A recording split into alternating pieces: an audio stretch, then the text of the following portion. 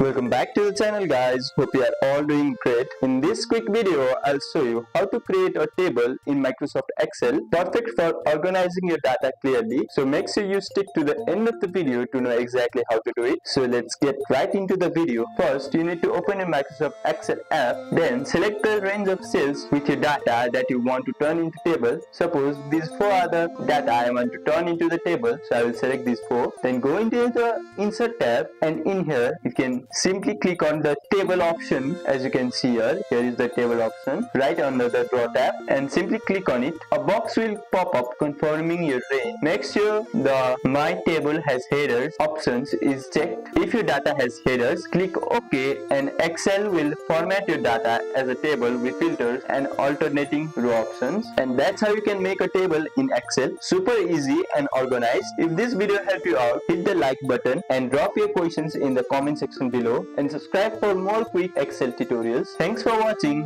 and I'll see you in the next one.